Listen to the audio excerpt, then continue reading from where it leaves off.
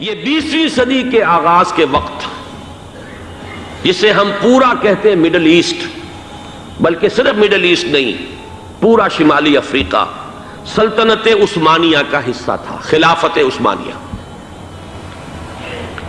Libya, الجزائر، مصر، پورا حجاز، یمن، پورا عراق، شام، اور یہ شام ہی کے حصے ہیں در حقیقت، اردن اور لبنان، یہ سب یہ شام عرب، عراق عرب، یہ پورا علاقہ خلافت عثمانیہ یہ اس کا حصہ تھا۔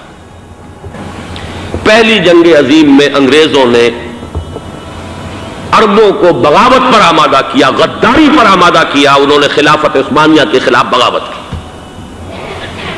بیج بوئے ان کے دلوں کے اندر نفرت کے، ابھارا انہیں کہ تم ترکوں کے غلام کیوں ہو، تمہیں خود حاکم ہونا چاہیے، تم کھڑے ہو جاؤ، ہم مدد کریں گے، تم بغاوت کرو، تم ان ترکوں کے خلاف ہماری مدد کرو، ہم تمہیں آزاد کر دیں گے، تم اپنے پاؤں پر خود کھڑے ہو جانا۔ یہ بہت ہی ہمارے لیے دردناک المیہ ہے اس پہلی جنگ عظیم کا۔ کرنل لارنس جیسا شخص، برطانوی استعمار، اور اس کے نتیجے میں عربوں نے بغاوت کی۔ اور اس قدر دردناک بات آپ کو بتا رہا ہوں، میں پہلی مرتبہ جب سن 62 میں حج کے لیے گیا مدینہ منورہ میں، ابھی وہ ریل کے انجن کھڑے ہوئے تھے۔ یہ ترکی کے زمانے میں، سلطنت عثمانیہ کے زمانے میں بغداد سے مدینے تک ریلوے لائن تھی۔ یہ پورا ایک عالم سلطنت عثمانیہ، صرف سلطنت نہیں، خلافت عثمانیہ، پوری ٹرینیں جو ہے ترکوں کی اڑائی گئی، ہزاروں ترکوں کو شہید کیا گیا، یہاں تک کہ صحن حرم میں شہید کیے گئے سینکڑوں ترک۔ یہ جرم تھوڑے نہیں ہے، معمولی نہیں۔ آج جس کی سزا مل رہی ہے، معلوم ہونا چاہیے کہ وہ جرائم کون کون سے تھے۔ اب بھی جو لوگ گئے ہیں انہوں نے دیکھا ہوگا، ترکی کا قلعہ موجود ہے اوپر پہاڑی کے اوپر، حرم کا جو سب سے بڑا دروازہ ہے باب ملک عبدالعزیز، اس کے سامنے ایک لائبریری ہوتی تھی، اب تو غالباً وہ بھی گرا دی گئی ہے، اس کے پیچھے پہاڑی پر ترکوں کا قلعہ ہے پرانا، اس پر توپیں موجود تھیں۔ جب بغاوت ہوئی ہے، جو حرم میں آئے ہوئے تھے ترک فوجی، ظاہر بات ہے نہتے، وہ تو نماز پڑھنے آئے ہوئے تھے، ان کو وہاں ذبح کیا گیا ہے، اور ترکوں نے اپنی توپیں استعمال نہیں کی کہ کہیں بیت اللہ کو کوئی عدن نہ پہنچ جائے۔ بہرحال یہ غداری ہوئی ہے پہلی جنگ عظیم کے دوران، اور نہ صرف ترکوں پہ عربوں نے کی ہے۔ جیسا کہ میں نے کہا تھا، دو ہیں سب سے بڑے مجرم روئے ارضی کے اوپر امت مسلمہ کے طبقات۔ ہمارا پنجابی سپاہی بھی جا کر انگریزوں کی مدد کر کے ایلن بی کو قبضہ جو لے کر دیا بغداد کا، اس میں ہمارے مسلمان پنجابی سپاہی بھی شامل تھے۔ یہ خون چکاں باب ہے ہماری تاریخ کا اس صدی کا۔ لیکن اس کے بعد سلطنت عثمانیہ کے ٹکڑے ہو گئے، چیتھڑے ہو گئے۔ ایک انگریز نے لکھا ہے یہ جملہ، ذہن میں بجھا ہوا جملہ، کہ تاریخ میں یہ بات ثبت ہو جائے گی کہ ایک انگریز نے اس سلطنت کے ٹکڑے کر دیے کہ جو عمر فاروق نے قائم کی تھی رضی اللہ تعالیٰ عنہ۔ یہ پورا عالم، یہ تمام علاقہ کس نے فتح کیا تھا؟ یہ بات ہاتھ بدل گئے تھے، پھر ترک آ گئے، خلافت عثمانیوں کے پاس چلی گئی، لیکن یہ سلطنت تو حضرت عمر رضی اللہ تعالیٰ عنہ کے زمانے سے چلی آ رہی تھی۔ اس کو ایک انگریز کرنل نے، اور اس نے بغاوت پہ آمادہ کر کے عربوں کو اور ترکوں کے پیٹھ میں چھرا گھپوا کر ان کے ذریعے سے اور ٹکڑے کر دیے۔ لیکن جب جنگ ختم ہوئی، اب انہوں نے کہا کہ اب ہمیں آزادی دیجیے، تو اب انہیں معلوم ہوا کہ غداروں کو دنیا میں کیا ملتا ہے، ٹکڑے کر دیے گئے۔ یہ حصہ عراق یہ انگریز کے پاس رہے گا، شام کا یہ علاقہ یہ فرانسیسیوں کے پاس رہے گا، مصر پر انگریزوں کا تسلط رہے گا، لیبیا اطالویوں کے پاس رہے گا، لے دے کر یہ جو علاقہ تھا حجاز، کیونکہ وہاں کچھ تھا ہی نہیں، بوادٍ غیر ذی زرع، یہ عربوں کے پاس چھوڑ دیا گیا۔ اس وقت جو بادشاہ ہیں شاہ حسین اردن کے، ان کے دادا سب سے بڑے غدار وہی تھے، لہذا ان کو اس علاقے کی بادشاہت دے دی گئی۔ اس کے بعد نجد سے ایک تحریک اٹھی ہے، وہ سعودی جو خاندان ہے وہ نجد سے اٹھا ہے۔ نجد میں اس وقت کچھ بھی نہیں تھا، وہ تو صرف ریت کے تودے تھے اور کچھ بھی نہیں، لہذا ادھر کسی استعماری قوت کو دیکھنے کی ضرورت ہی نہیں تھی۔ وہ تو بعد میں تیل برآمد ہوا اور اس کی حیثیت ہو گئی، اور یہ امارات کا علاقہ جو ہے اس کی دنیا میں اب گویا کہ یوں سمجھیے کہ جو سب سے زیادہ اہم علاقے ہو سکتے ہیں روئے ارضی کے نقشے پر، ان میں سے ایک وہ ہو گیا. لیکن یہ اس وقت کی بات میں کر رہا ہوں، کوئی حیثیت نہیں تھی، لہذا اس کو چھوڑ دیا گیا. یہ ہے تاریخی پس منظر، یہ لکیریں جو کھینچی گئی ہیں.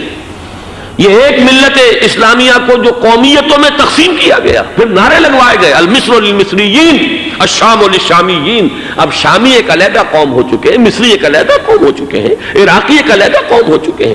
یہ ساری تقسیمیں استعمار کی پیدا کردہ ہیں، اس کا کوئی تعلق اسلام کے ساتھ نہیں. اب ضرورت تو اس بات کی تھی کہ استعمار کے پنجے جب یہاں سے کچھ ہٹے، دوسری جنگ عظیم کے بعد ایک دور آیا، امریکہ ابھرا ہے دنیا کی عالمی سطح پر سیاست میں. اس کے ہاں کچھ آزادی کے تصورات تھے، اس نے بھی سپورٹ کیا. برطانیہ کمزور ہو چکا تھا، وہ اتنے بڑے علاقے کو اب ہولڈ نہیں کر سکتا تھا. ہندوستان بھی آزاد ہوا، پھر یہ کہ اور دوسرے علاقوں سے بھی اس کو پسپائی اختیار کرنی پڑی. استعمار کے پنجے جس طرح بھی ہوئے، ان کے سینوں سے، عربوں کے سینوں سے جو ہے گویا کہ وہ ہٹے. لیکن امریکہ نے ایک اپنی بہت بڑی حکمت عملی جو اختیار کی، عالم عرب کے سینے میں اسرائیل کا خنجر پیوست کر دیا تاکہ یہ کبھی آزاد نہ ہو جائیں، ہمارے انگوٹھے تلے رہے، ہماری پالیسی گواہی کرے. یہ استعمار کا دوسری جنگ عظیم کے بعد جہاں برطانوی استعمار، فرانسیسی استعمار رفتہ رفتہ یہ ہٹنے شروع ہوئے. صدر ناصر نے انگریزوں کو اٹھا کر پھینکا میڈیٹرینین میں اور دوسرے جگہوں سے. الجزائر نے آزادی حاصل کی فرانس سے، اطالویوں سے جو ہے لیبیا والوں نے آزادی حاصل کی. یہ ہو گیا، لیکن ایک خنجر پیوست کر دیا گیا اسرائیل کا سینہ عرب. اس صورتحال میں ظاہر بات ہے کہ ایک تو بڑی آئیڈیل پوزیشن تھی کہ پورا عالم اسلام متحد ہو، لیکن وہ تو بہت دور کا خواب معلوم ہوتا ہے. علامہ اقبال سے بڑا کوئی نقیب نہیں ہے ملت اسلامی کی وحدت کا. ایک ہو مسلم حرم کی پاسبانی کے لیے، نیل کے ساحل سے لے کر تا خاک کاشغر. لیکن انہیں بھی اپنے لیکچرز میں کہنا پڑا کہ اس وقت جو صورتحال ہے، پورے عالم اسلام کی ایک وحدت بن جانا تو تقریباً ناممکن نظر آ رہا ہے. اگر کسی طرح ایک common wealth of Muslim nations وجود میں آ جائے تو بھی بڑی کامیابی ہوگی. لیکن اس سے بھی پہلے یہ تو زیادہ آسان تھا کہ عالم عرب ایک وحدت کی شکل اختیار کر لے. یہ تو ایک قوم ہے، اکثر و بیشتر ایک نسل یا زیادہ دو نسلیں کہتی تھیں.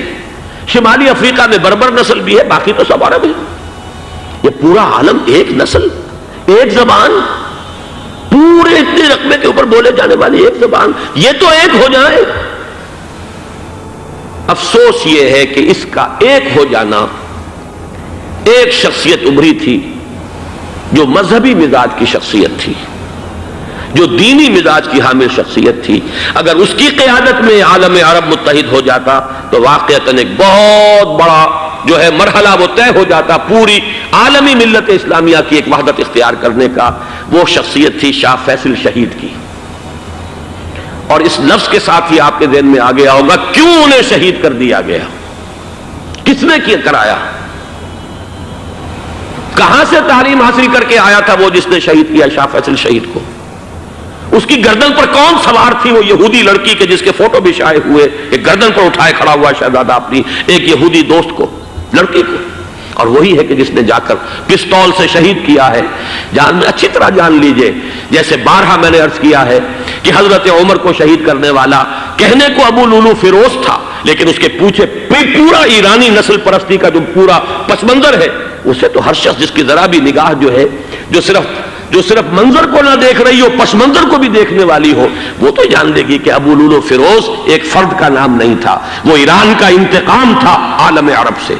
بالکل اسی طریقے سے یہ امریکی استعمار کا ہتھ کنڈا تھا، اسے محسوس ہوا. شاہ فیصل مذہبی مزاج کا شخص یہ ابھر رہا ہے، اور یہ شاہ فیصل کی حکمت عملی کا ذرا آپ اندازہ کیجئے.